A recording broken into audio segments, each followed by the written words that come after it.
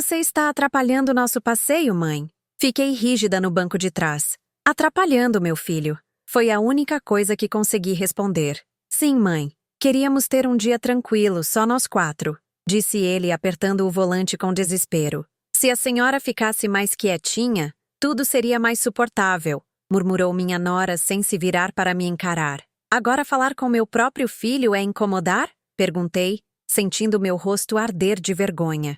E naquele momento, algo estava prestes a acontecer. Algo que nenhuma mãe deveria viver. Algo que me partiria por dentro. Sou Esperança Guimarães, e estava empolgada com o passeio em família que não tínhamos há meses. Meu filho, Marcelo Guimarães, tinha prometido que iríamos visitar o Parque Ibirapuera, em São Paulo, e passei a semana toda me preparando. Arrumei minha bolsa com carinho, separei a roupa mais bonita que tinha e até comprei salgados de uma padaria chique para levarmos. Esses momentos com a família eram os únicos que ainda me traziam alegria verdadeira na minha casa, no bairro de Perdizes, onde vivo sozinha desde que enviuvei. Quando Marcelo chegou com Cíntia Azevedo, sua esposa, e os 2 netos, Gabriel, de 12 anos, e Maria Eduarda, de 8, eu estava pronta na porta, sorrindo como uma criança, mas logo percebi que algo estava estranho. Cíntia me cumprimentou friamente, sem nem me olhar direito, e os netos pareciam impacientes, vidrados no celular. Marcelo estava tenso, olhando constantemente o relógio de pulso. Durante o trajeto no carro, tentei conversar. Perguntei sobre a escola das crianças, sobre o trabalho de Cíntia, mas recebia apenas respostas curtas e olhares de irritação pelo espelho retrovisor. Senti que estava incomodando, mas não entendia por quê. Quando paramos no primeiro semáforo, sugeri que poderíamos parar em uma lanchonete para tomar um cafezinho antes de ir ao parque. Mãe, a senhora não para de falar, disse Marcelo com uma voz áspera que nunca tinha usado comigo antes. Está atrapalhando o nosso passeio. Nós só queríamos ter um momento de paz. Suas palavras me atingiram como um raio, deixando-me muda de surpresa. Cíntia riu baixinho e disse algo sobre algumas pessoas que não sabem a hora de calar. Encolhi-me no banco de trás, sentindo o rosto queimar de vergonha. Os netos continuaram vidrados no celular, como se nada tivesse acontecido. O que ocorreu em seguida foi algo que jamais imaginei que um filho meu seria capaz de fazer. Quando o semáforo abriu, Marcelo não seguiu em frente. Em vez disso, encostou o carro na calçada, desligou o motor e se virou para mim com uma expressão fria que eu nunca tinha visto. Quer saber, mãe? A senhora está de verdade atrapalhando nosso passeio em família. Nós queríamos ter um dia tranquilo, só nós 4. Meu coração começou a acelerar, pressentindo que algo terrível ia acontecer. Marcelo, o que você está dizendo? Perguntei com a voz trêmula. Ele abriu a porta do carro e praticamente me empurrou para fora, jogando minha bolsa atrás. Peça um Uber ou vá andando, mãe. A senhora sempre dá um jeito. Fiquei parada na calçada, em choque total, vendo o carro da minha própria família se afastar. Mas o que eles não sabiam era que eu tinha recursos que jamais imaginavam. A humilhação que senti ali, naquela calçada, foi algo que nunca vou esquecer. As pessoas passavam olhando para mim com curiosidade. Uma senhora abandonada na rua pela própria família. Alguns até pararam para perguntar se eu estava bem, se precisava de ajuda. A vergonha que senti foi avassaladora. Como explicar que meu próprio filho, aquele que carreguei nos braços, que criei com tanto amor e sacrifício,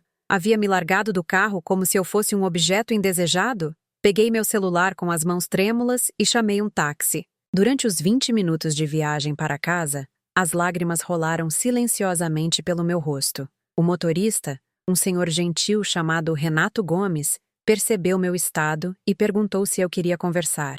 Apenas balancei a cabeça, incapaz de formar palavras. Quando cheguei à minha casa, no bairro de Perdizes, sentei-me na minha sala e tentei entender o que havia acontecido. Em que momento me tornei um fardo para meu filho? Quando deixei de ser a mãe querida para me tornar o estorvo que arruinava os passeios em família? Fiquei ali sentada olhando as fotos de quando Marcelo era criança, quando me abraçava e dizia que eu era a melhor mãe do mundo. As mesmas mãos que antes buscavam meu consolo, agora haviam me empurrado para fora de sua vida. As mesmas bocas que antes me pediam histórias, agora diziam que eu atrapalhava. Levantei-me e fui para a cozinha preparar um chá de camomila para acalmar os nervos. Enquanto esperava a água ferver, Minha mente começou a recordar todos os pequenos desprezos que eu vinha ignorando há meses.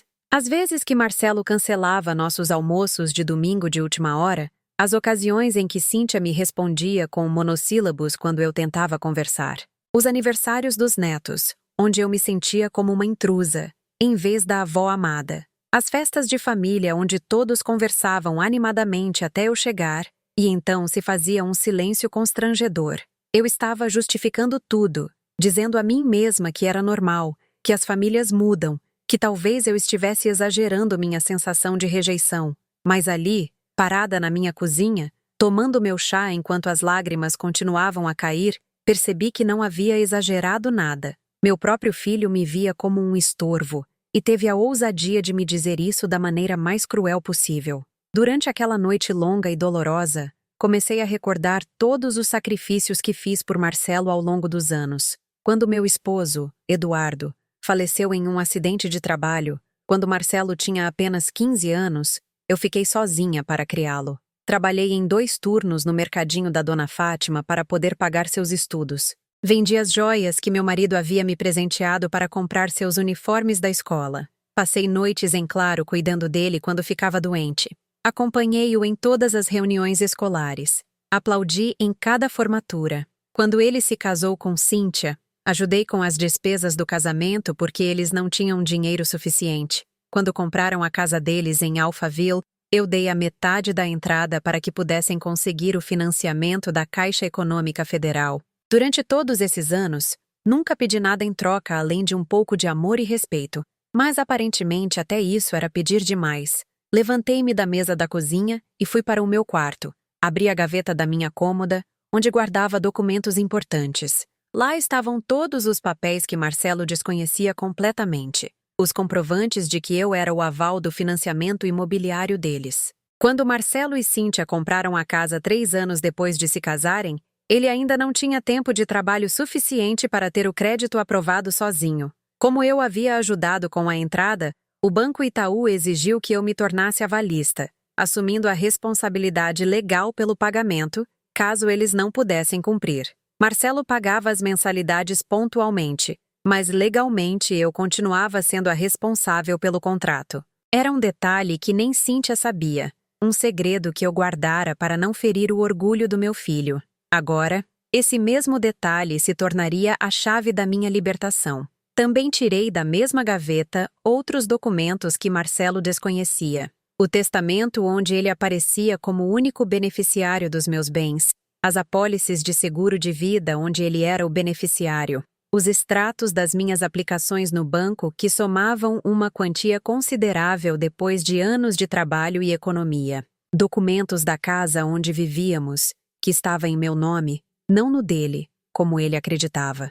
Durante todos esses anos, Marcelo viveu pensando que éramos uma família humilde, que eu dependia dele para tudo. Nunca imaginou que eu tinha recursos próprios, que havia sido cuidadosa com meu dinheiro, que tinha minha própria independência financeira, que eu escolhera não mostrar para não o fazer se sentir mal. Mas naquela noite, enquanto organizava aqueles papéis na minha mesa, percebi que havia chegado o momento de mostrar a ele exatamente quem eu era. No dia seguinte, segunda-feira, acordei com uma clareza mental que não sentia há anos. A dor continuava ali, profunda e constante, mas junto dela havia surgido uma determinação que eu não conhecia. Não chorei mais, não me lamentei. Em vez disso, comecei a tomar decisões práticas e deliberadas. Primeiro, liguei para o meu advogado, o doutor Roberto Matos, um homem sério e competente que cuidava dos meus assuntos legais há anos. Marquei um horário para aquela mesma tarde.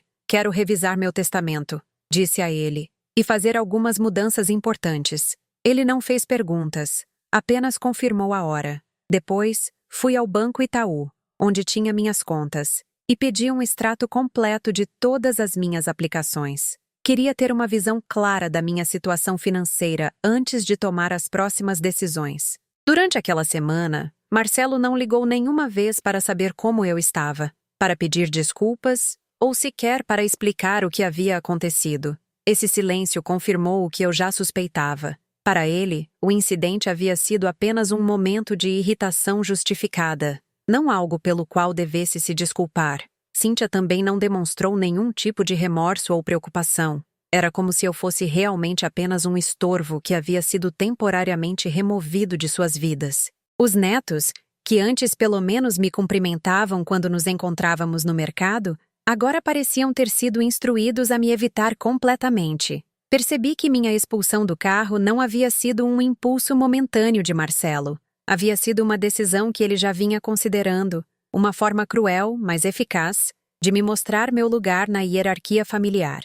Foi então que tomei a decisão que mudaria tudo para sempre. Durante uma madrugada de quinta-feira, enquanto sofria de insônia, levantei-me e fui para minha escrivaninha pequena, onde guardava documentos importantes. Abri a gaveta que não tocava há meses e tirei uma pasta amarelada. Dentro estava algo que Marcelo desconhecia completamente, o comprovante de que eu era a avalista do financiamento da casa onde ele vivia com sua família. Quando Marcelo comprou a casa, 2 anos depois do casamento, ele ainda não tinha tempo de trabalho suficiente para ter o crédito aprovado sozinho. Como eu havia ajudado com a entrada, o Banco Itaú exigiu que eu me tornasse avalista, assumindo a responsabilidade legal pelo pagamento caso ele não pudesse cumprir as mensalidades. Marcelo pagava as parcelas mensais pontualmente, mas legalmente eu continuava sendo responsável pelo contrato. Era um detalhe que nem Cíntia sabia, um segredo que eu guardara para não interferir no orgulho do meu filho.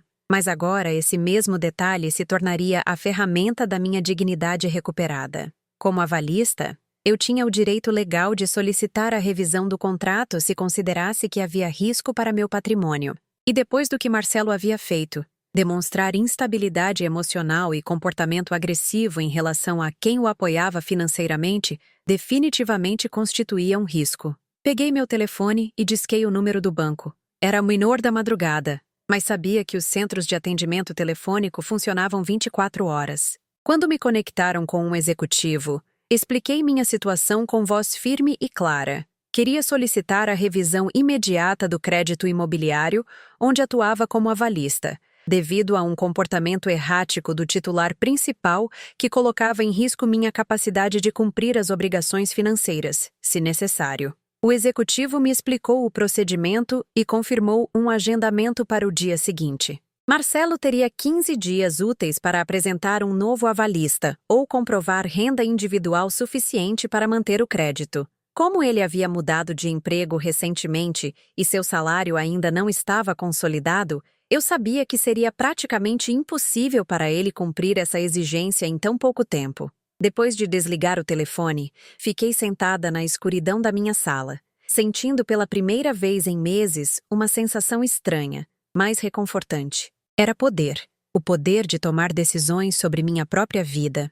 O poder de não ser tratada como um fardo. O poder de mostrar consequências reais a quem me havia desrespeitado da maneira mais cruel imaginável.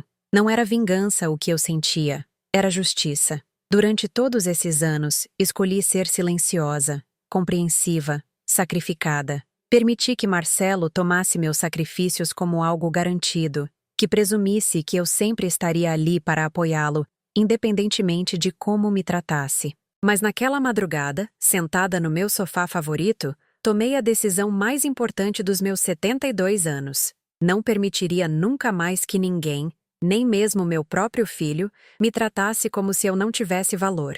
E quando Marcelo descobrisse as consequências de suas ações, ele perceberia que havia subestimado completamente a mulher em que me tornei. Durante os dias seguintes, minha mente não parava de recordar cada momento da humilhação que havia vivido. Cada vez que fechava os olhos, via o rosto frio de Marcelo quando me empurrou do carro. Escutava a risadinha cruel de Cíntia. Sentia outra vez a vergonha de estar parada naquela calçada como uma pedinte. Mas o que mais me doía não era só aquele momento terrível, mas sim perceber que havia sido o resultado de meses, talvez anos, de desprezo silencioso que eu vinha ignorando.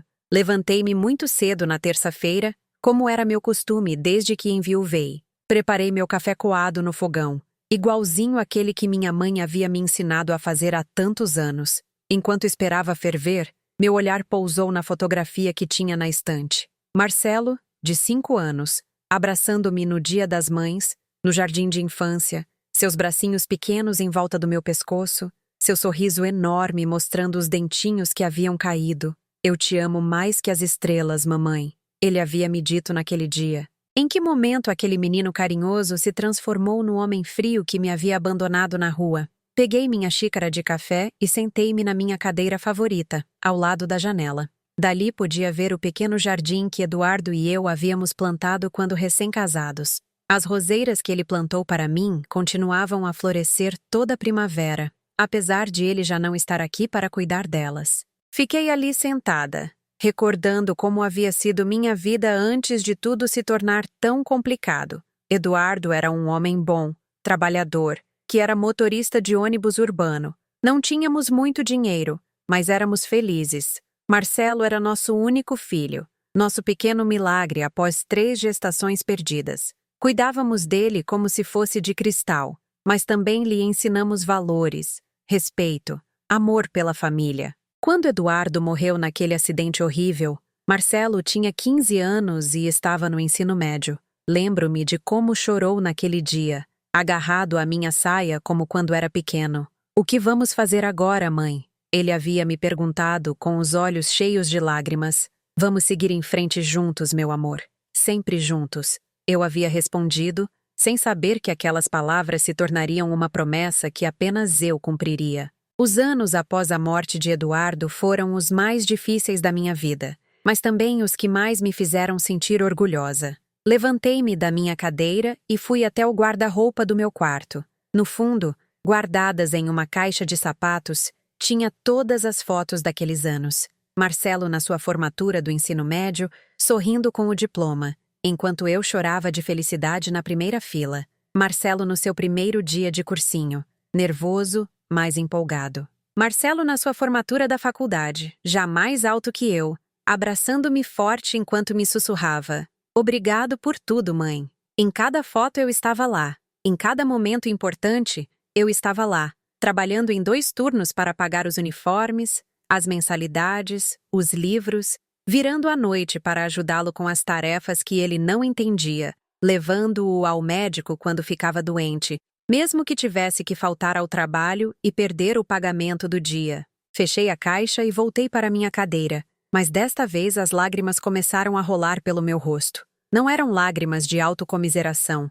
mas de uma tristeza profunda ao perceber como tudo havia mudado.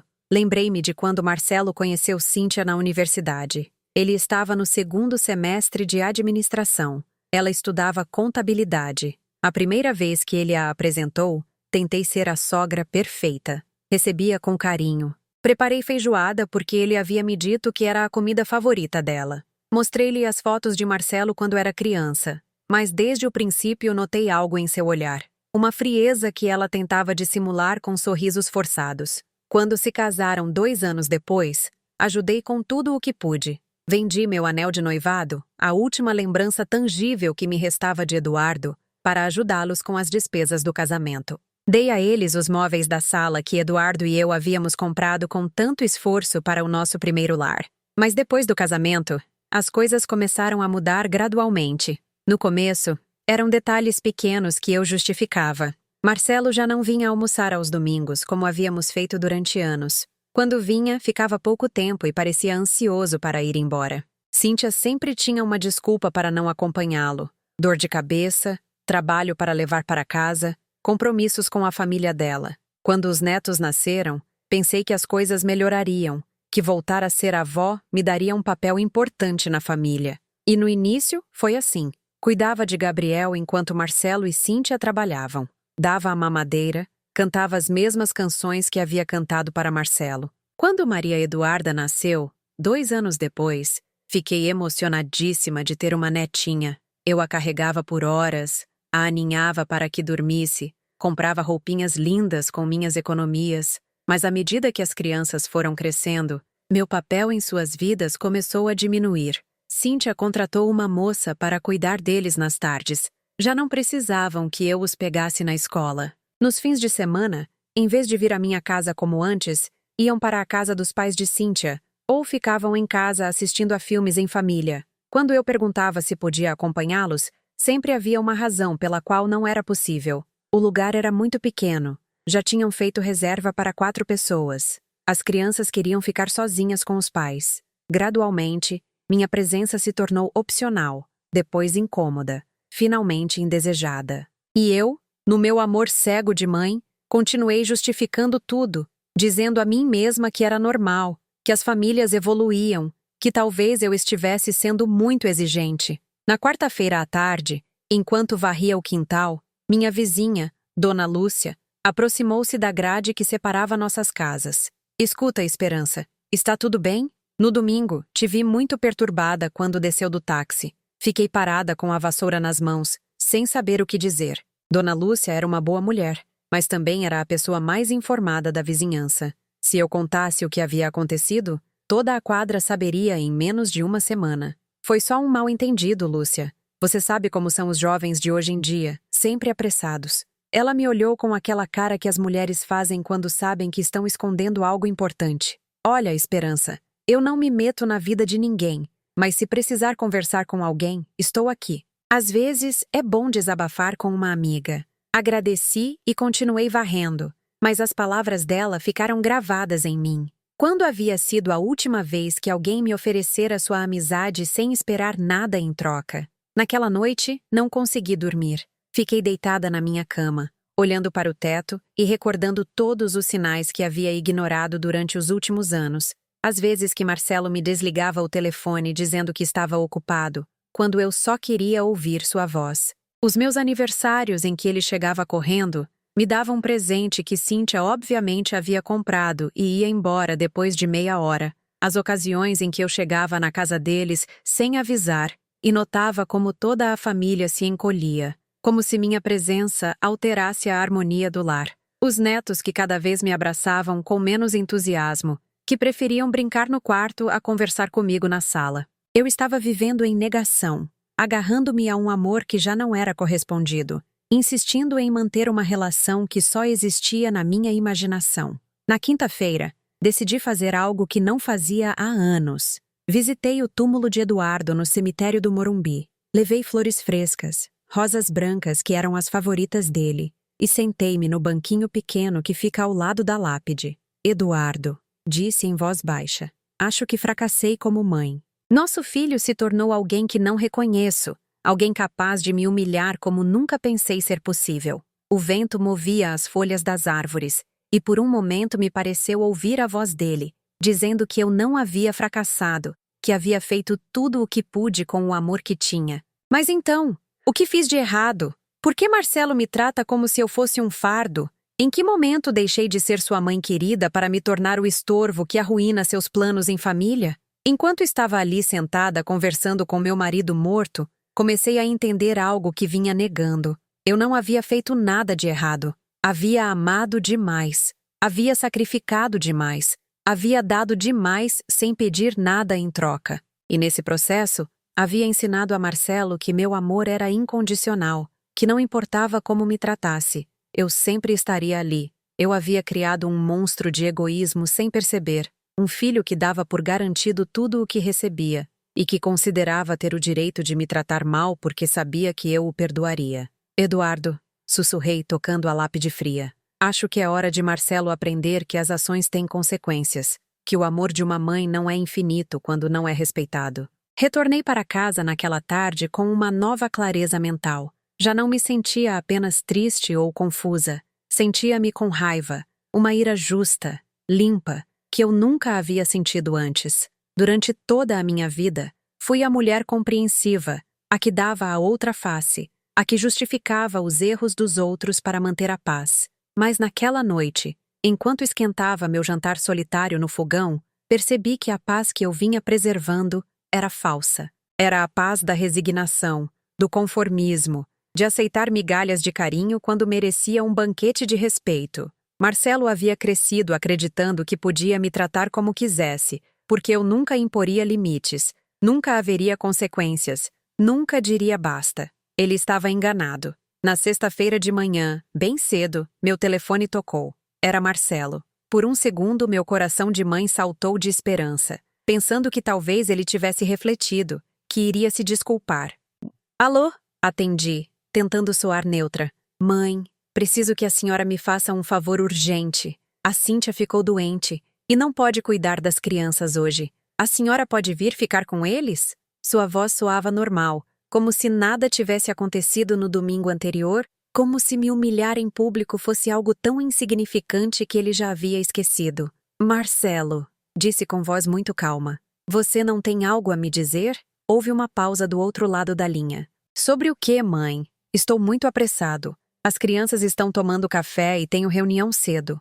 Eu não podia acreditar no que estava ouvindo. Ele nem sequer lembrava o que havia feito. Para ele, tinha sido tão insignificante que já nem se recordava. Marcelo, no domingo você me empurrou do carro e gritou para eu pedir um Uber. Outra pausa. Mais longa desta vez. Ah, sim. Bom, mãe. Estávamos todos estressados. A senhora estava falando muito e as crianças estavam agitadas. Não dê importância a isso. Não dar importância. Meu próprio filho estava me pedindo para ignorar a maior humilhação da minha vida, como se fosse um tropeço sem importância. Eu não vou cuidar dos seus filhos hoje, Marcelo. Nem hoje, nem nunca mais. O silêncio do outro lado foi total. O quê?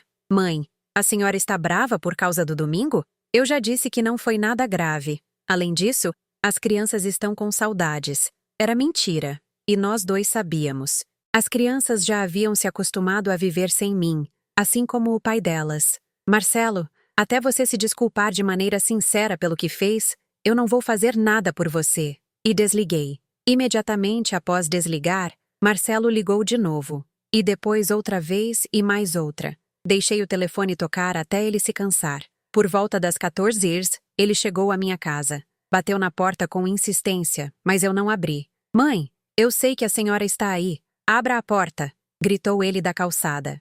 Ah, tenho que trabalhar e não tenho com quem deixar as crianças. Fiquei sentada na minha sala, ouvindo-o gritar, sentindo uma mistura estranha de dor e satisfação. Era a primeira vez na vida que Marcelo estava experimentando uma consequência real de suas ações. A primeira vez que sua falta de respeito por mim lhe causava um problema de verdade. Depois de meia hora de gritos e súplicas, ele foi embora, mas eu sabia que voltaria. E, de fato, voltou naquela noite, acompanhado de Cíntia. Desta vez, bateram com mais educação. Quando abri a porta, Cíntia tinha um sorriso forçado, e Marcelo parecia incomodado. Dona Esperança, disse Cíntia com voz doce. Acho que houve um mal-entendido no domingo. Marcelo me contou o que aconteceu e pensamos que talvez pudéssemos conversar para esclarecer as coisas. Olhei-a nos olhos, aqueles mesmos olhos que haviam brilhado de diversão quando Marcelo me humilhou. Ah, sim.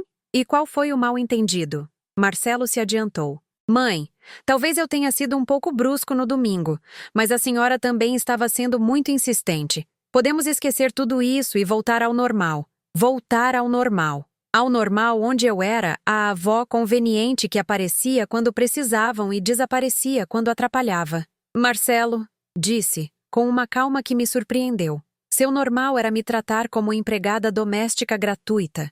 Minha nova normalidade vai ser bem diferente. Cíntia interveio rapidamente. Dona Esperança, as crianças a querem muito. Gabriel tem perguntado pela senhora. Outra mentira. Gabriel estava há meses sem me dirigir a palavra, a não ser para me cumprimentar formalmente. Cíntia, eu tenho observado por anos como sou tratada nesta família. Notei os olhares de aborrecimento, os suspiros quando chego, a pressa para terminar as visitas. Fingi não perceber porque achava que era melhor manter a paz. Mas não vou mais fingir. Os dois se entreolharam incomodados. Mãe, disse Marcelo com voz suplicante. Somos família. As famílias discutem e se reconciliam. A senhora não pode ficar brava para sempre. Marcelo, respondi. Uma desculpa verdadeira teria chegado no domingo à noite. Uma explicação teria chegado na segunda-feira de manhã. Uma demonstração de arrependimento teria chegado durante a semana. O que chegou hoje foi pânico, porque vocês precisam de algo de mim. Isso não é arrependimento. Isso é conveniência. Cíntia perdeu a paciência. Olhe, senhora, eu não sei o que a senhora quer que façamos. Marcelo já disse que talvez tenha sido muito brusco. O que mais a senhora espera? Olhei-a fixamente. Eu espero respeito. Algo que vocês não sabem dar. E fechei a porta na cara deles. Ouvi-os discutir na calçada por vários minutos antes de irem embora. Naquela noite, dormi melhor do que em toda a semana. Finalmente, havia dito a verdade. Finalmente, havia imposto limites. E embora o coração doesse, também sentia uma liberdade estranha, como se tivesse tirado um peso enorme dos ombros. No dia seguinte, sábado, enquanto regava minhas plantas no jardim, percebi que havia chegado o momento de tomar decisões definitivas. Eu não podia continuar vivendo nesse limbo emocional, esperando que Marcelo mudasse, esperando que ele entendesse o mal que me havia feito. Era hora de assumir o controle da minha própria vida, de deixar de ser a vítima das circunstâncias e me tornar a autora do meu destino.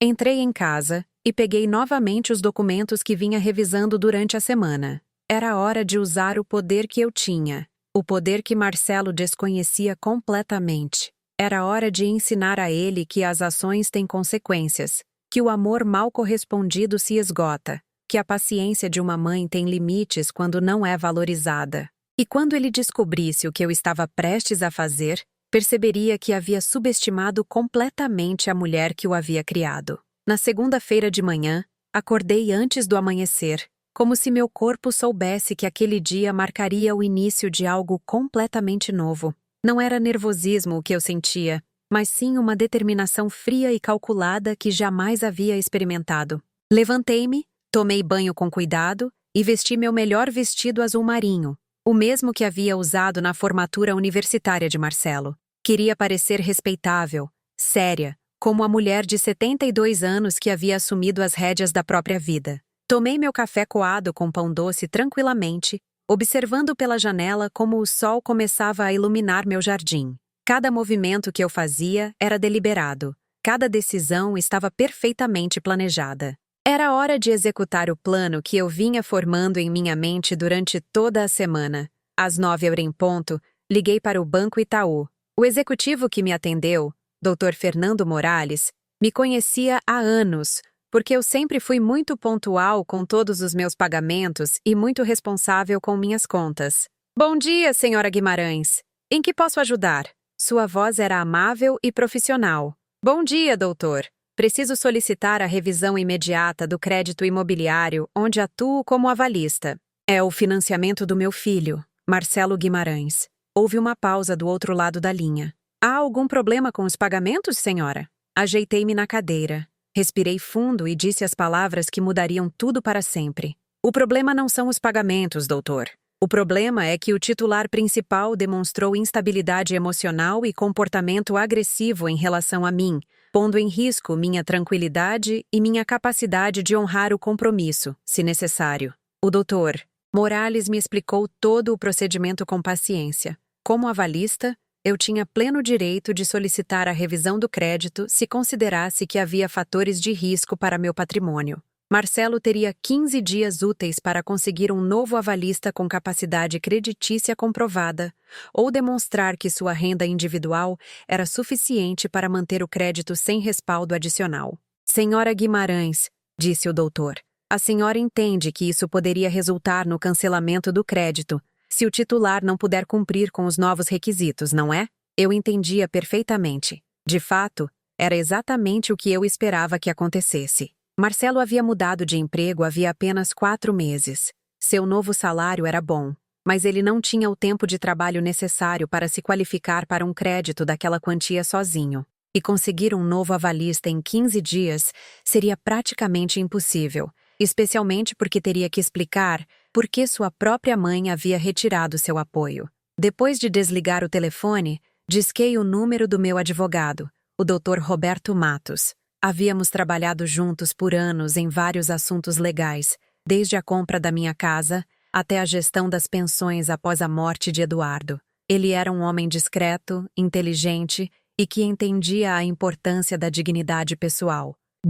Doutor, disse quando ele atendeu, preciso vê-lo hoje mesmo para fazer mudanças importantes no meu testamento. Sua voz ficou séria imediatamente. Está tudo bem, dona Esperança? Expliquei-lhe brevemente a situação, sem entrar em detalhes emocionais, apenas os fatos. Meu filho havia me desrespeitado de maneira grave e imperdoável, e eu havia decidido que era hora de proteger meu patrimônio e minha dignidade. Entendo perfeitamente, senhora. A que horas a senhora pode vir ao meu escritório? Às 14h eu estava sentada no escritório do Dr. Matos, em sua elegante sala no centro da cidade. Sobre sua mesa, estavam estendidos todos os documentos do meu testamento atual. Dona Esperança, disse ele, revisando os papéis. Atualmente, seu filho Marcelo é o beneficiário único de todos os seus bens. Que mudanças a senhora deseja fazer exatamente? Eu havia pensado muito nisso durante os últimos dias. Quero criar um fundo fiduciário para a educação universitária dos meus netos, Gabriel e Maria Eduarda. Eles receberão o dinheiro quando completarem 18 anos, mas unicamente para despesas educacionais. O restante do meu patrimônio, incluindo esta casa e minhas aplicações, quero destinar à Casa de Repouso Santa Clara, essa instituição que cuida de senhoras idosas abandonadas pelas famílias. O doutor olhou para mim por cima dos óculos. A senhora está completamente certa desta decisão? É uma mudança muito radical. Expliquei meu raciocínio com toda a clareza. Marcelo havia demonstrado que não valorizava o que eu havia feito por ele durante toda a sua vida. Chegou ao ponto de me humilhar publicamente sem demonstrar o menor remorso. Se ele tratava assim a mãe que o havia criado com tanto sacrifício, não merecia beneficiar-se da minha morte. Em contrapartida, meus netos ainda tinham a possibilidade de se tornarem pessoas melhores que o pai, e meu dinheiro poderia assegurar que tivessem educação universitária sem depender de ninguém. E as senhoras da Casa de Repouso, aquelas que haviam sido abandonadas pelas próprias famílias, como eu estava sendo abandonada, poderiam viver com dignidade graças à minha contribuição. Além disso, disse ao doutor, quero que Marcelo não saiba dessas mudanças até depois da minha morte. É importante que ele não saiba o que perdeu até que seja tarde demais para mudar seu comportamento por interesse. O Dr. Matos trabalhou por 2 horas, preparando todos os documentos. Enquanto isso, fiquei sentada em seu escritório, sentindo uma estranha sensação de libertação. Pela primeira vez na vida, estava tomando decisões baseadas no que eu merecia, não no que os outros esperavam de mim. Durante 72 anos, vivi sacrificando meus desejos pelo bem-estar dos outros. Primeiro meus pais, depois Eduardo, depois Marcelo. Sempre coloquei as necessidades de todos antes das minhas. Mas naquele dia, sentada naquela elegante sala, assinando documentos que protegiam minha dignidade e meu patrimônio, senti-me como a mulher independente e forte que sempre deveria ter sido. Quando terminamos, o doutor me entregou uma cópia de todos os documentos. Dona Esperança, disse ele com respeito, espero que a senhora não precise usar esses papéis por muitos anos, mas me agrada ver que uma senhora da sua idade tenha a coragem de defender sua dignidade. Naquela mesma tarde, quando voltei para casa, encontrei 3 mensagens na minha secretária eletrônica. As 3 eram de Marcelo, e cada uma soava mais desesperada que a anterior. Na primeira, sua voz era controlada, mas tensa. Mãe, me ligaram do banco. Dizem que a senhora pediu revisão do crédito. Não entendo o que está acontecendo. Me ligue, por favor. Na segunda mensagem, já soava francamente preocupado. Mãe, por favor, atenda o telefone. Preciso saber o que está acontecendo com o banco. Por que a senhora pediu revisão do aval? Cíntia está muito nervosa. No terceiro recado, sua voz era quase suplicante. Mãe, por favor, precisamos falar urgentemente. O banco me deu 15 dias para conseguir um novo avalista ou comprovar renda individual. A senhora sabe que isso é impossível em tão pouco tempo. Por favor, me ligue. Ouvi as 3 mensagens completas sem sentir nenhuma ponta de pena. Durante anos, Marcelo ignorou minhas chamadas quando lhe convinha. Interrompeu nossas conversas quando se aborrecia, adiou nossos encontros quando tinha planos mais interessantes. Agora que precisava de mim urgentemente, esperava que eu corresse para resolver seus problemas, como sempre havia feito. Mas esses dias haviam terminado para sempre. Em vez de retornar suas ligações, fui para a cozinha e preparei um jantar tranquilo. Sopa de legumes, pão de queijo e um chá de camomila. Comi devagar, saboreando cada mordida, desfrutando do silêncio da minha casa. Pela primeira vez em semanas, não sentia aquela opressão no peito que me acompanhava desde o incidente do domingo passado. Eu me sentia livre, poderosa, dona do meu próprio destino. Na manhã seguinte, terça-feira, Marcelo chegou à minha casa muito cedo. Eu estava tomando café quando ouvi seu carro estacionar lá fora. Olhei pela janela e o vi descer rapidamente, com uma expressão de preocupação extrema. Quando ele bateu na porta, Continuei tomando café tranquilamente. Mãe, por favor, abra. Temos que conversar. Suas batidas se tornaram mais insistentes. Eu sei que a senhora está aí. Seu carro está na garagem. Levantei-me devagar, ajeitei o vestido e fui abrir a porta. Marcelo tinha olheiras, como se não tivesse dormido bem.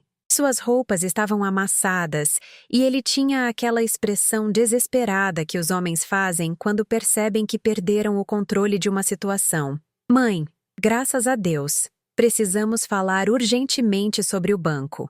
Ele parecia genuinamente angustiado, mas eu já não sentia a compulsão automática de consolá-lo, como havia feito por toda a sua vida. Bom dia, Marcelo, disse com voz calma. O que você deseja? Meu tom formal o desconcertou visivelmente. Mãe, por que a senhora pediu a revisão do crédito? O banco está me pedindo um novo avalista em 15 dias. A senhora sabe que isso é impossível. Olhei-o nos olhos. Aqueles mesmos olhos que me haviam olhado com desprezo enquanto me empurrava do carro. Marcelo, quando alguém demonstra falta de respeito pela pessoa que o está apoiando financeiramente, essa pessoa tem o direito de proteger seus interesses. Ele ficou em silêncio por alguns segundos, processando minhas palavras. Isso é por causa do domingo passado, mãe? Eu já expliquei que estávamos estressados. Não foi para tanto. Aí estava ele de novo, minimizando minha dor, tentando me fazer acreditar que minha reação era exagerada. Marcelo, disse, com uma paciência que me surpreendeu. Você acha que humilhar sua mãe em público é algo menor?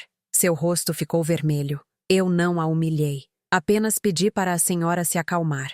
Eu não podia acreditar que ele continuava negando a realidade. Marcelo, você me empurrou do carro e gritou para eu pedir um Uber. Como você chama isso?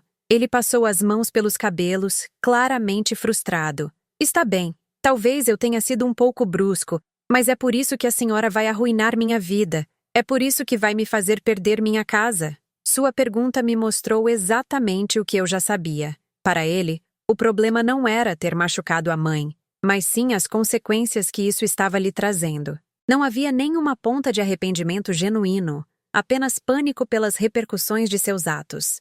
Marcelo, disse com voz firme, durante 72 anos, eu coloquei seu bem-estar antes do meu. Sacrifiquei meus desejos, minhas necessidades, meus sonhos para garantir que você tivesse tudo o que precisava. E no domingo passado, você me demonstrou que todo esse amor e sacrifício não significam nada para você. Você me tratou como se eu fosse um estorvo descartável. Seus olhos se encheram de lágrimas, mas eu já havia aprendido a distinguir entre lágrimas de arrependimento e lágrimas de autocomiseração. Mãe, por favor, a senhora não pode fazer isso comigo. Onde vamos morar se perdermos a casa? O que vai acontecer com as crianças? Era típico dele usar os netos como chantagem emocional quando precisava de algo de mim. Marcelo, você e Cíntia são adultos responsáveis. Encontrarão a maneira de resolver seus problemas, assim como eu tive que fazer quando fiquei viúva com um filho adolescente. A conversa continuou por quase 1 hora. Marcelo alternava entre súplicas desesperadas, tentativas de manipulação emocional e momentos de raiva em que deixava entrever seu verdadeiro caráter. Em nenhum momento ele ofereceu um pedido de desculpa sincero. Em nenhum momento ele reconheceu o dano emocional que havia me causado. Todo o seu foco estava nas consequências financeiras que estava enfrentando, não em reparar nosso relacionamento. Quando finalmente percebeu que eu não mudaria de ideia, sua máscara de filho preocupado caiu completamente. Está bem, mãe. Se a senhora quer as coisas assim, assim será. Mas não venha depois procurando perdão quando perceber o que fez. Ele foi embora batendo a porta, exatamente como fazia quando era adolescente e não conseguia o que queria. A diferença era que agora eu já não correria atrás dele para consertar as coisas. Naquela mesma tarde, o telefone tocou. Era Cíntia, com voz doce e calculada. Dona Esperança, como a senhora está? Espero que esteja bem. Seu tom falso me deu náuseas. Estou muito bem, Cíntia. O que você deseja? Houve uma pausa, como se ela estivesse seguindo um roteiro preparado. Bom, eu queria dizer que as crianças estão com muitas saudades da senhora. Gabriel me perguntou ontem quando a avó viria nos visitar. Era mentira, e nós duas sabíamos. Gabriel estava há meses sem demonstrar interesse real em me ver. Cíntia, se você tem algo a me dizer, diga diretamente. Não use as crianças. Sua voz ficou um pouco mais fria. Está bem, Dona Esperança. Marcelo me contou o que está acontecendo com o banco. Acho que talvez tenha havido um mal-entendido e poderíamos resolvê-lo como adultos civilizados. Expliquei a Cíntia com toda a paciência do mundo que não havia nenhum mal-entendido. Contei-lhe exatamente o que havia acontecido no domingo, como Marcelo havia me humilhado e como nem ele, nem ela haviam demonstrado o menor interesse em se desculpar até precisarem de algo de mim. Dona Esperança, disse ela, com voz cada vez mais desesperada. Eu entendo que a senhora esteja chateada, mas arruinar nossas vidas não vai solucionar nada. Era incrível como todos naquela família tinham a mesma mentalidade. Quando as consequências de seus atos os alcançavam, de repente, eu era a que estava sendo irracional. Cíntia, disse finalmente, vocês arruinaram a própria vida no dia em que decidiram que podiam me desrespeitar sem consequências. Eu só estou protegendo minha dignidade. Durante o resto da semana, Marcelo e Cíntia alternaram entre chamadas suplicantes, visitas não anunciadas e tentativas de usar outros familiares como intermediários. A irmã de Cíntia, Letícia, me ligou para mediar a situação. O primo de Marcelo, Antônio, passou na minha casa para tentar me convencer de que eu deveria ser compreensiva. Até Dona Lúcia, minha vizinha, me comentou que Cíntia havia perguntado se eu estava bem de saúde mental. Todas essas tentativas de manipulação apenas confirmaram o que eu já sabia. Marcelo e Cíntia não entendiam que o problema real era a falta de respeito deles por mim. Acreditavam que, com pressão social suficiente, poderiam me obrigar a voltar ao papel de avó submissa que eu sempre havia desempenhado. Mas eu já não era essa mulher. Na sexta-feira de manhã, exatamente uma semana depois de implementar meu plano, recebi uma ligação do Dr. Morales, do Banco Itaú. Senhora Guimarães? Ligo para informá-la que o senhor Marcelo Guimarães solicitou uma prorrogação do prazo para apresentar o novo avalista. A senhora estaria disposta a considerar essa prorrogação? A pergunta era pura formalidade. Como avalista original, eu tinha o direito absoluto de aprovar ou negar qualquer modificação nos termos. Doutor, respondi sem hesitar. Não estou disposta a conceder nenhuma prorrogação. O senhor Guimarães teve 15 dias para resolver sua situação, o que é tempo mais do que suficiente para uma pessoa responsável. Houve uma pausa do outro lado. Entendo, senhora Guimarães. Nesse caso, procederemos com o cancelamento do crédito na próxima semana. Naquela mesma noite, enquanto jantava tranquilamente na minha cozinha, olhei pela janela e vi Marcelo parado do outro lado da rua, olhando para a minha casa. Ele estava com as mãos nos bolsos e uma expressão derrotada. Por um momento, meu coração de mãe sentiu uma pontada de tristeza. Aquele era meu filho, o bebê que eu havia carregado, o menino que eu havia consolado quando tinha pesadelos, o jovem que eu havia apoiado em cada sonho. Mas imediatamente, lembrei-me de seu rosto de desprezo quando me empurrou do carro, suas palavras cruéis, sua recusa total em reconhecer o mal que havia me feito. Aquele Marcelo parado na rua não era o filho amoroso, recordando bons momentos. Era um homem desesperado que finalmente havia entendido que suas ações tinham consequências reais, e essa compreensão havia chegado tarde demais. Na segunda-feira de manhã, exatamente 15 dias depois de ter iniciado meu plano, recebi a ligação que eu vinha esperando. Era o Dr. Morales, do Banco Itaú. Bom dia, senhora Guimarães. Ligo para informá-la que procedemos com o cancelamento do crédito imobiliário do senhor Marcelo Guimarães. Ele tem 30 dias para liquidar o saldo pendente, ou o banco procederá com a retomada do imóvel. Sua voz era profissional, mas compreensiva. Ele sabia que essas situações familiares eram sempre complicadas. Entendo perfeitamente, doutor. Obrigada por me manter informada. Desliguei o telefone e fiquei sentada na minha cadeira favorita, sentindo uma mistura estranha de tristeza e libertação. Depois de 72 anos pondo as necessidades dos outros antes das minhas, finalmente havia aprendido a valorizar a minha própria dignidade. Não precisei esperar muito pela reação. 2 horas depois, exatamente, Marcelo chegou à minha casa, acompanhado de Cíntia. Desta vez não bateram na porta com violência, nem gritaram da calçada. Bateram suavemente, como visitantes educados. E quando abri a porta, ambos tinham expressões de derrota total. Marcelo estava com os olhos vermelhos, como se tivesse chorado, e Cíntia parecia pálida e abatida.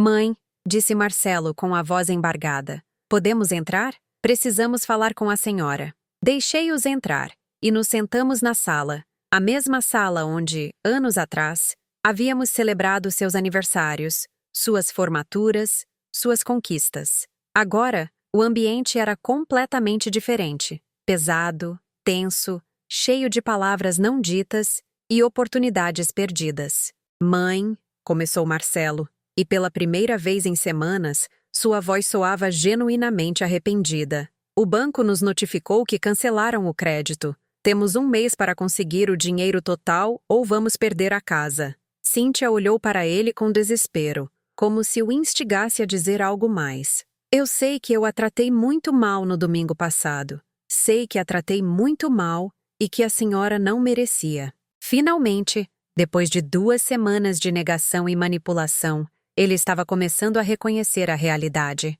Mas eu havia aprendido a distinguir entre arrependimento genuíno e pânico pelas consequências. Marcelo, disse calmamente, você está arrependido porque entendeu o mal que me causou? Ou está arrependido porque agora está enfrentando as consequências dos seus atos? Ele ficou em silêncio por um longo momento, e naquele silêncio pude ver a luta interna em seu rosto. Parte dele queria dar a resposta que eu queria ouvir, mas outra parte, a honesta, sabia que eu merecia a verdade. No começo, admitiu finalmente, eu estava irritado porque não entendia por que a senhora estava fazendo tudo isso por algo que me parecia menor. Mas nestes dias, tive tempo de pensar e acho que começo a entender o que a senhora deve ter sentido. Era um começo, mas ainda não era suficiente. Marcelo, durante 2 semanas, você esteve me pedindo para solucionar seu problema financeiro, mas não me pediu perdão pelo dano emocional que me causou. Isso não lhe parece estranho? Cíntia interveio pela primeira vez. Dona Esperança, Marcelo está muito arrependido. Nós 2 estamos muito arrependidos, mas agora precisamos encontrar uma solução antes que seja tarde demais. Aí estava de novo a mentalidade que havia caracterizado essa família por anos. Primeiro as necessidades práticas, depois os sentimentos. Primeiro resolver o problema imediato, depois cuidar do dano emocional. Cíntia, disse, olhando-a diretamente nos olhos. Você também está arrependida? Porque eu me lembro claramente que você riu quando Marcelo me empurrou do carro. Seu rosto ficou vermelho e ela baixou o olhar.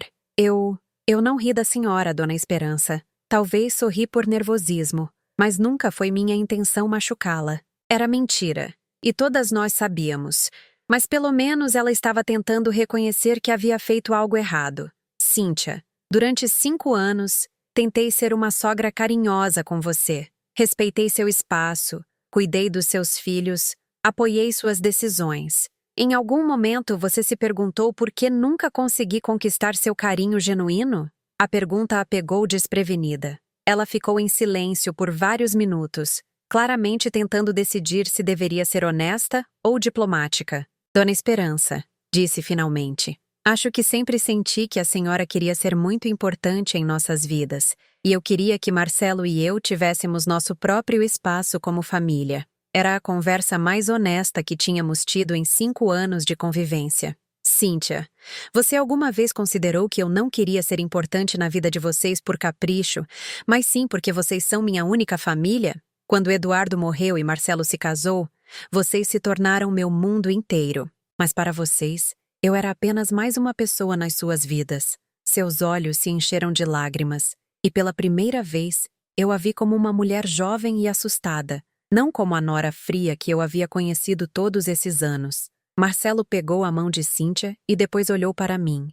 Mãe, acho que fomos muito egoístas sem perceber. Sempre demos por garantido que a senhora estaria lá quando precisássemos, mas nunca nos perguntamos o que a senhora precisava de nós. Finalmente, ele estava começando a entender, mas havia chegado muito tarde. Marcelo, no domingo passado, você não só me empurrou do carro, você me empurrou para fora da sua vida. Você me demonstrou que me via como um estorvo, como algo descartável. Sabe o que isso faz com o coração de uma mãe que sacrificou tudo por você? Ele se quebrou completamente. As lágrimas escorreram por suas faces enquanto ele me olhava com uma expressão de dor genuína. Mãe, me perdoa, por favor. Eu não sei em que momento me transformei em alguém capaz de machucar a pessoa que mais me amou na vida. Era o momento que eu esperava há 2 semanas. Arrependimento real, reconhecimento genuíno do mal causado. Mas, estranhamente, não senti a satisfação que esperava. Em vez disso, senti uma tristeza profunda por tudo o que havíamos perdido, por todas as oportunidades de amor desperdiçadas.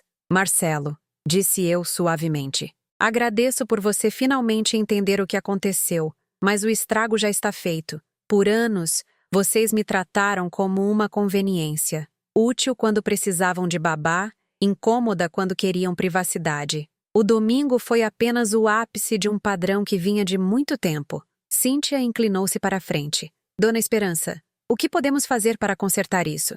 Estamos dispostos a fazer o que for preciso. Olhei para os dois. Estes 2 jovens adultos que finalmente haviam entendido que as ações têm consequências. Cíntia, Marcelo, disse, com voz firme, mas não cruel. Há coisas na vida que não se podem consertar. Há danos que não se podem reparar. O que vocês podem fazer é aprender com isso e garantir que nunca mais tratarão outra pessoa como me trataram. Marcelo se desesperou. Mãe, por favor, não é possível que não haja jeito de solucionar isso. Somos família. Erros são perdoados na família. Era incrível como ele continuava pensando que a palavra família era uma carta mágica que podia apagar qualquer mal. Marcelo, família não é apenas um título. É amor, respeito, consideração mútua. E isso se constrói dia a dia com ações. Não se mantém automaticamente por parentesco. Cíntia tentou mais uma vez. Dona Esperança, as crianças vão sofrer se perdermos a casa. Gabriel e Maria Eduarda não têm culpa dos nossos erros. Era o último recurso. Usar os netos como chantagem emocional. Cíntia, respondi. As crianças vão aprender uma lição valiosa com esta experiência. Vão aprender que as ações têm consequências, que o respeito se ganha e se mantém, e que machucar as pessoas que te amam tem um preço real. Marcelo se desesperou ainda mais. Então, o quê? A senhora vai nos deixar perder a casa? Vai nos deixar sem nada? Sua pergunta me revelou que ele ainda não entendia completamente a situação. Marcelo, eu não vou deixar vocês sem nada. Vocês vão ficar sem algo por causa de suas próprias decisões. Há uma diferença muito importante. Expliquei que eles tinham 30 dias para conseguir o dinheiro e quitar o financiamento. Com 2 salários de profissionais e alguma criatividade financeira, poderiam encontrar uma solução. Talvez não na mesma casa grande, talvez não com o mesmo padrão de vida, mas poderiam seguir em frente. A diferença, disse a eles, é que agora vocês terão que se esforçar e se sacrificar para conseguir o que querem. Assim como eu me esforcei e me sacrifiquei por anos para dar a vocês o que precisavam. Vão aprender o valor real das coisas quando tiverem que trabalhar duro para obtê-las. Cíntia perguntou timidamente. E a nossa relação? Podemos ter esperança de que um dia a senhora nos perdoe? A pergunta era genuína, e pude ver em seus olhos que ela estava realmente preocupada com algo mais do que as consequências financeiras. Cíntia, o perdão é algo que se ganha com ações consistentes ao longo do tempo, não com palavras ditas em momentos de crise. Se vocês realmente aprenderam algo com esta experiência, terão que demonstrá-lo durante meses, talvez anos. Marcelo me perguntou que tipo de ações poderiam demonstrar mudança real. Expliquei que teriam que aprender a me tratar como uma pessoa com sentimentos e necessidades, e não como uma conveniência. Teriam que me incluir em suas vidas porque realmente queriam minha companhia, não porque precisavam de algo de mim. Teriam que ensinar aos netos a valorizar e respeitar os avós. E, sobretudo, teriam que entender que o respeito não é negociável. Não importava quais problemas estivessem enfrentando. Nunca mais poderiam descarregar a raiva em mim de maneira cruel. Mas tudo isso, esclareci, terá que acontecer sem a pressão desta crise financeira. Terão que resolvê-la por vocês mesmos para demonstrar que podem ser adultos responsáveis. Quando foram embora naquela tarde, os 2 pareciam pessoas diferentes das que haviam chegado. Haviam perdido aquela atitude de arrogância, aquela expectativa automática de que eu resolveria seus problemas sem questionar. Cíntia me abraçou antes de ir, e pela primeira vez em 5 anos, o abraço pareceu genuíno. Dona Esperança, ela sussurrou. Acho que a admiro por ter tido a coragem de nos dar esta lição, mesmo que tenha doído tanto. Marcelo também me abraçou, e pude sentir que ele estava tremendo. Mãe, disse com a voz embargada. Vou passar o resto da minha vida tentando ser o filho que a senhora merece, embora talvez já seja tarde demais. Eu lhes disse que nunca era tarde demais para mudar, mas que a mudança tinha que ser real, profunda e permanente. Durante as semanas seguintes, observei à distância como Marcelo e Cíntia lutavam para resolver sua crise financeira. Soube, pela dona Lúcia, que haviam posto a casa à venda para tentar conseguir parte do dinheiro. Também soube que Marcelo havia pedido empréstimos a vários familiares e que Cíntia havia começado a fazer hora extra no trabalho. Os netos haviam sido matriculados em escolas públicas mais baratas. Era doloroso ver minha família passar por dificuldades, mas também era necessário. Pela primeira vez em suas vidas, estavam experimentando as consequências reais de suas decisões. Estavam aprendendo que não podiam tratar as pessoas como garantidas sem pagar um preço. 3 semanas após o ultimato do banco, Marcelo me ligou. Sua voz soava cansada, mas mais madura do que antes. Mãe, queria contar que encontramos uma solução. Vendemos a casa e conseguimos um empréstimo pessoal para comprar um apartamento mais modesto. As crianças terão que mudar de escola, mas vamos ficar bem. Ele não me pediu ajuda, não me fez sentir culpada. Simplesmente me informou, como um filho informaria sua mãe sobre mudanças importantes em sua vida. Fico muito contente em ouvir isso, Marcelo. Estou orgulhosa de vocês terem encontrado a maneira de resolver seus problemas por conta própria. Houve uma pausa longa. Mãe, a senhora acha que um dia poderemos voltar a ser uma família? Sua pergunta me partiu o coração, mas eu sabia que tinha que ser honesta. Marcelo, disse com ternura, mas firmeza. Nunca deixamos de ser família, mas a maneira como nos relacionamos vai ser diferente de agora em diante. Eu não vou mais estar disponível automaticamente para resolver os problemas de vocês, e vocês terão que me demonstrar com ações que realmente me valorizam. Expliquei que estava disposta a reconstruir nossa relação, mas que teria que ser em termos de respeito mútuo, não nos termos de conveniência que haviam prevalecido antes.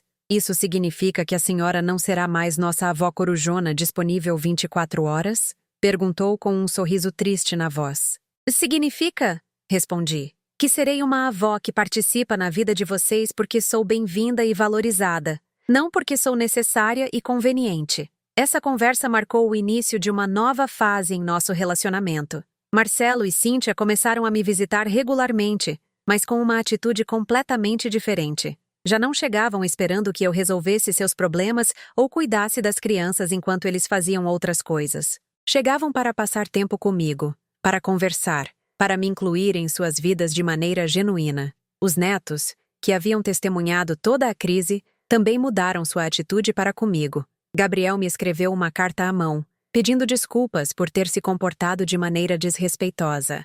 E Maria Eduarda começou a me ligar apenas para contar sobre seu dia na escola nova. A mudança mais notável foi em Cíntia. Sem a pressão de manter uma casa grande e um estilo de vida custoso, ela parecia mais relaxada e genuína. Uma tarde, enquanto tomávamos café na minha cozinha, ela me disse algo que me surpreendeu.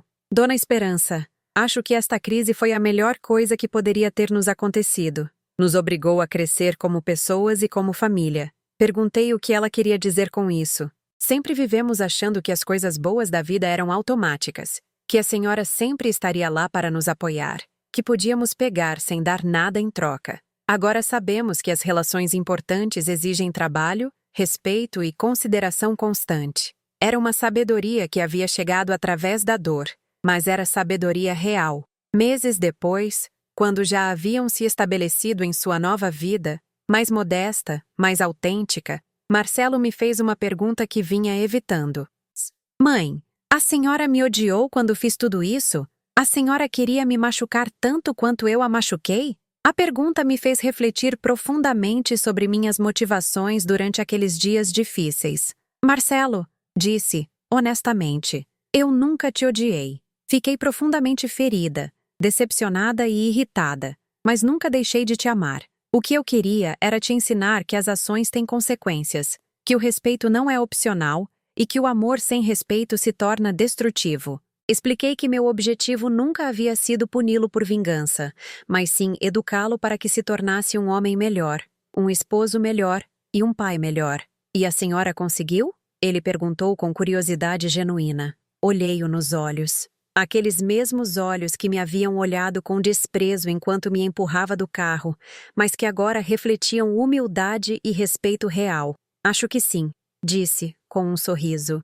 Ah, acho que você finalmente entendeu que ser família significa responsabilidade mútua, não apenas benefícios unilaterais. Naquela tarde, enquanto os via ir embora depois de uma visita agradável e respeitosa, percebi que havia alcançado algo que nunca pensei ser possível. Havia salvado meu relacionamento com meu filho, ensinando-o a me perder. Havia recuperado minha dignidade, mostrando-lhe as consequências de pisoteá-la, e havia encontrado paz, escolhendo meu próprio valor acima da conveniência deles. Foi uma lição dolorosa, mas necessária, e nós dois saímos dela como pessoas melhores. 6 meses se passaram desde aquele domingo terrível que mudou nossas vidas para sempre, e posso dizer, com absoluta certeza, que foram os 6 meses mais tranquilos e autênticos que vivi em anos. Minha rotina agora é simples, mas profundamente satisfatória. Acordo quando meu corpo pede, sem pressa, sem a ansiedade de estar disponível para emergências alheias. Tomo meu café coado na cozinha, enquanto vejo a luz do amanhecer iluminar meu pequeno, mais florescente jardim. As plantas que Eduardo e eu semeamos há tantos anos continuam crescendo bonitas, como se me lembrassem de que as coisas boas perduram quando são cuidadas com amor e paciência. Meus dias estão cheios de atividades que eu havia esquecido que gostava. Li mais livros nestes 6 meses do que nos últimos 5 anos. Redescobri minha paixão pela costura e terminei a colcha que havia deixado abandonada quando fiquei ocupada demais, sendo a avó de serviço. Voltei a cozinhar pratos mais elaborados pelo simples prazer de cozinhar, não por obrigação familiar. E, sobretudo, aprendi a desfrutar da minha própria companhia sem sentir aquela constante necessidade de ser útil para alguém mais. Era como se eu tivesse recuperado partes de mim mesma que havia perdido gradualmente, sem perceber. Os domingos se tornaram meus dias favoritos. Antes, eram dias de ansiedade, esperando chamadas que às vezes chegavam e às vezes não, preparando-me para visitas que podiam ser canceladas de última hora. Agora, são dias de paz absoluta. Vou à missa na Igreja Matriz de Santa Cecília, onde as senhoras do grupo de oração me receberam de braços abertos. Dona Carmen, uma mulher da minha idade, que também havia passado por problemas familiares, se tornou uma amiga verdadeira. Com ela, descobri que é possível ter conversas profundas e significativas, sem que sejam interrompidas por netos demandando atenção ou noras olhando o relógio com impaciência. Marcelo e Cíntia mantiveram sua promessa de mudança. Vem me visitar a cada 15 dias, sempre com hora marcada, sempre perguntando se o horário me convém, sempre trazendo algo pequeno, mas pensado com carinho. Flores frescas, pão de forma da minha padaria favorita, um livro que pensaram que eu gostaria. As conversas são diferentes. Agora Marcelo me pergunta genuinamente: como a senhora está? O que a senhora tem feito? O que a senhora pensa sobre diferentes assuntos? Cíntia participa de maneira natural, sem aquela tensão forçada que caracterizava nossas interações anteriores. Os netos aprenderam a me ver como uma pessoa real, com histórias interessantes para contar, não apenas como a avó que dava dinheiro e cuidados gratuitos. O mais surpreendente para mim foi descobrir que eu desfruto mais destas visitas espaçadas e respeitosas do que das constantes invasões de privacidade que caracterizavam nossa relação anterior. Quando alguém vem te ver porque realmente quer passar tempo com você, não porque precisa de você para algo, a qualidade da conexão é completamente diferente. Gabriel me contou na semana passada que havia escrito uma redação sobre respeito familiar para a escola, inspirada pela crise da avó. Maria Eduarda me desenhou um retrato em que apareço sorrindo no meu jardim, com uma nota que diz: minha avó corajosa. Esses gestos pequenos significam mais para mim do que anos de serviços considerados como garantidos. Uma tarde, enquanto regava as plantas no meu quintal, Marcelo chegou sozinho. Era algo incomum, porque eles sempre vinham em família para as visitas programadas. Mãe, disse ele com certa timidez, posso conversar com a senhora? Sentamo-nos debaixo da buganvília que Eduardo havia plantado para me dar sombra, e Marcelo ficou calado por vários minutos. O que está havendo, meu filho? Perguntei com ternura. Mãe, Eu tenho pensado muito em tudo o que aconteceu e percebi algo que nunca lhe disse. Preparei-me para escutar sem pressão, dando-lhe o espaço de que precisava para se expressar. Eu percebi que, por anos, eu pensei que ser um bom filho significava vir visitá-la e cumprir com as obrigações básicas. Mas nunca me perguntei se a senhora estava feliz, se sentia valorizada, se tinha sonhos próprios que queria realizar. Suas palavras me tocaram profundamente porque mostravam um nível de introspecção que eu não havia visto antes nele. Marcelo, disse, isso é algo que muitos filhos adultos não entendem até que seja muito tarde. O fato de você estar entendendo isso agora, aos 35 anos, me dá muita esperança. Ele ficou pensativo por um momento. A senhora pode me perdoar por todos os anos em que a tratei como se fosse parte do mobiliário das nossas vidas? A pergunta era tão sincera, tão vulnerável, que senti meu coração de mãe se abrandar completamente. Marcelo, disse, pegando sua mão, eu te perdoei há meses. O que eu estava esperando era que você se perdoasse e usasse essa experiência para crescer como pessoa. Expliquei que o perdão não apaga as consequências do passado, mas permite construir um futuro diferente. O importante agora não é lamentar o tempo perdido, mas valorizar o tempo que temos pela frente. Ficamos sentados em silêncio por um tempo, desfrutando da brisa fresca da tarde e do som dos pássaros nas árvores. Era um silêncio confortável, cheio de entendimento mútuo e novas possibilidades. Naquela mesma noite, enquanto preparava meu jantar solitário, mas não solitário, refleti sobre como minha perspectiva sobre a vida familiar havia mudado. Por anos, acreditei que ser uma boa mãe significava estar sempre disponível, sempre compreensiva, sempre disposta a sacrificar minhas necessidades pelas da minha família. Mas agora entendo que essa mentalidade havia criado uma dinâmica tóxica, onde meu valor como pessoa estava ligado unicamente à minha utilidade para os outros. Ao aprender a dizer não, ao estabelecer limites claros, ao exigir respeito básico, eu não só havia salvado minha dignidade, como também havia ensinado a minha família a valorizar realmente o que tinham. A ironia maravilhosa de toda esta experiência é que, ao me afastar temporariamente da minha família, eu havia conseguido que eles se aproximassem de mim de maneira mais autêntica. Ao me recusar a ser tratada como algo garantido, eu havia forçado todos a refletir sobre o valor real da minha presença em suas vidas. Marcelo me comentou há algumas semanas que Cíntia havia lhe dito: agora eu entendo por que sua mãe fez o que fez.